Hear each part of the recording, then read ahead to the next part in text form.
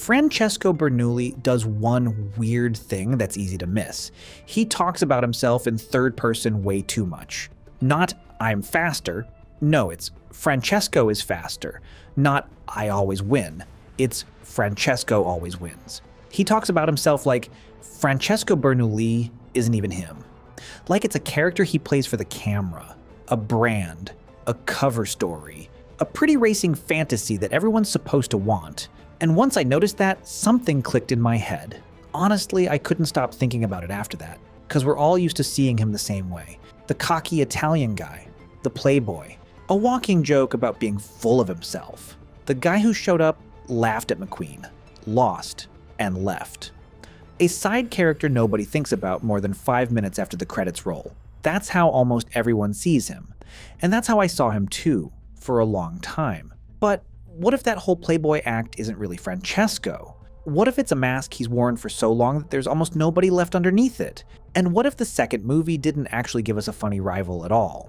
What if it gave us the saddest character in the whole franchise, just hidden behind an accent and some jokes about open wheels? Let me say this up front. This is just my own theory. There's no official info backing this up. The creators never said any of this. And it's totally possible I'm just overthinking the whole thing. Hey, this is Mr. Blessed. And alright, let's start with the Playboy image itself, because that's exactly where the first crack is hiding. Look at what we're being sold here. Francesco is a star. Women love Francesco. He waves at the crowd, hands out smiles, shows off his open wheels, and says, McQueen's just jealous. It's the classic sports playboy we've seen a million times. But here's the question I want to ask. When exactly does he act like this?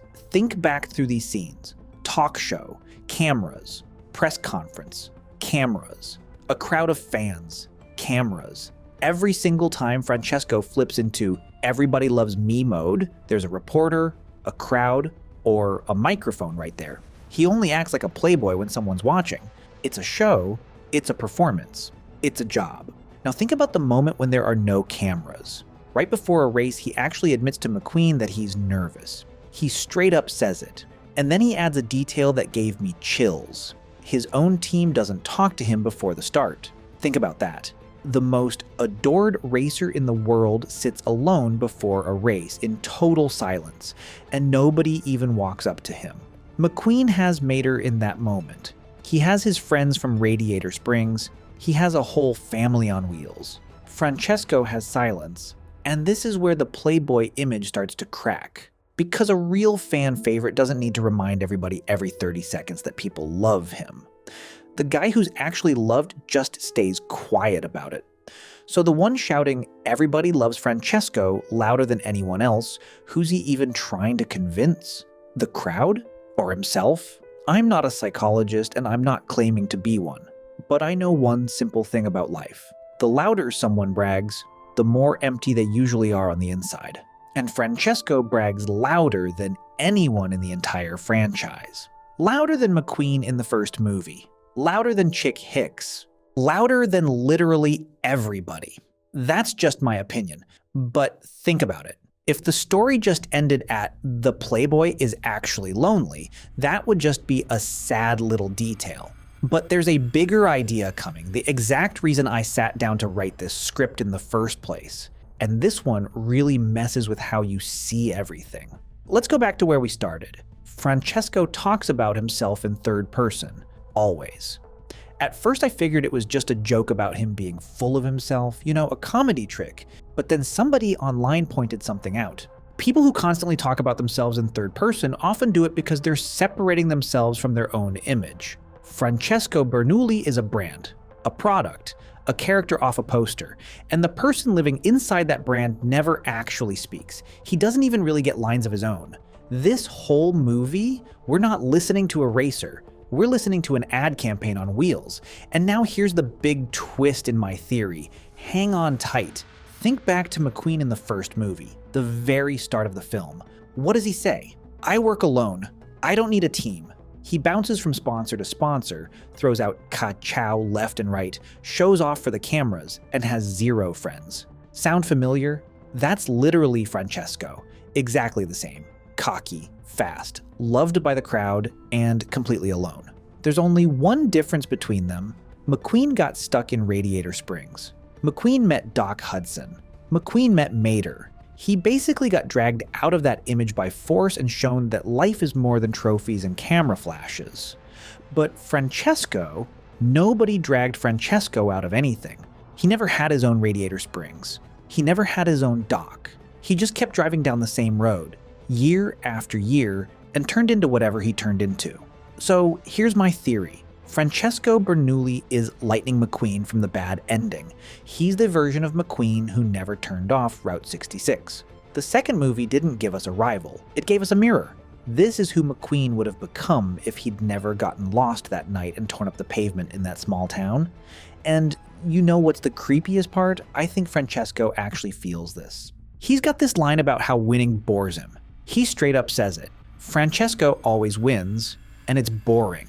Boring. The guy is standing at the top of the world and he's yawning.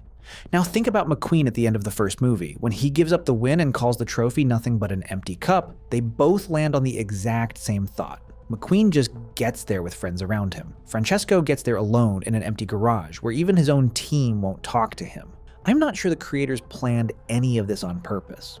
Honestly, they probably didn't, and it's all just a coincidence. But man, it lines up way too perfectly to just brush it off. And since we already ripped the mask off, let's look at what's left underneath. Because there's exactly one living thing left under there. His mom. Yeah, that's right. Francesco, the world star, the playboy, the fan favorite, brings up his mom on his own, right in the middle of trash talk. If I remember right, he mentions her so calmly like it's the most normal thing in the world for racers to bring up while trash talking. And that's what got me. Because think about it. This guy supposedly has millions of fans across the whole world. Crowds of fans. And who does he think about out loud? His mom. Here's my guess about that. Bernoulli's mom is the only one who knows the real Francesco. Not the brand. Not the character off the poster. The quiet, nervous guy who sits alone before a race. All those fans love the picture of Francesco Bernoulli. His mom loves him. And somewhere deep down, he knows that, which is why she slips into what he says even when he's playing his role. I never even noticed this before, and now I can't unsee it. Playboys aren't supposed to talk about their moms. A playboy talks about girls, parties, fame. Francesco talks about his mom. That one detail breaks his whole image way harder than any loss on the track ever could. Maybe I'm reading too much into it. Honestly, maybe I am. But little details like this are usually the most interesting part. Speaking of losing, this is where the mask finally cracks all the way, and it's the last piece of my theory. London. The final race. Total chaos is going on around him, and Francesco loses. He loses to McQueen, the same guy he publicly trashed the entire movie. So what does our full of himself playboy do? Throw a fit? Make excuses? Blame the track? The weather? The judges? No. He acts with class. He gives McQueen credit. No cameras around, no show, just a normal, honest racer who knows how to lose. Wait a second. Where's the playboy? Where's that cocky guy from the talk show? He's gone because the show is over. Filming's done, the character isn't needed anymore, and for 1 second we see the real Francesco. And this real Francesco is honestly a pretty normal guy. Calm, respectful, even likable. And then he shows up in Radiator Springs, a tiny, dusty little town in the middle of the desert.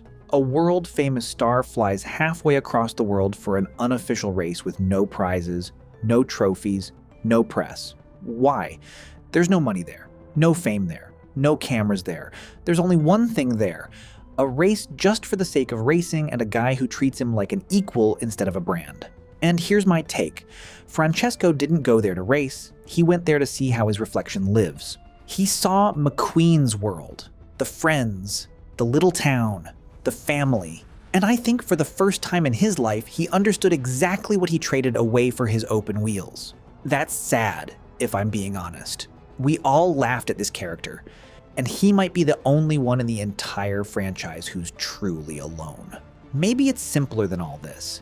Maybe he's just a funny Italian guy for comic relief, and I built a whole sandcastle out of nothing. That's totally possible too, and I'm not claiming I've got the final truth, but let me quickly pull it all together, and you can decide for yourself. Francesco talks about himself in third person because Francesco Bernoulli is a brand, not the actual him. He only plays the playboy for the camera. Without cameras, he admits he's nervous, and he sits in total silence before races.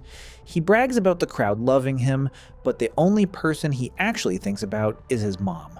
Winning bores him, the same way it bored McQueen once he reached the top, and he is literally McQueen from the first movie, except nobody ever saved him. A version with no dock, no mater, no radiator springs. A mirror Pixar held up to their own main character, and we all just laughed and missed it. And here's what this theory changes. The second movie stops being just a spy action flick about Mater. It turns into a story about what would have happened to McQueen if the first movie had ended differently. Every cocky line from Francesco now sounds a little painful instead of funny. Everybody loves Francesco sounds like the guy is trying to convince himself. Rewatch his scenes with this idea in your head and you'll see a completely different character. Not a clown, not a playboy. A racer who won everything in the world and lost himself in the process. And if after this video you can't look at Francesco the same way anymore, just like me, stick around. Because this franchise has so many more dark little details hiding in it, and we're going to dig through every single one by one.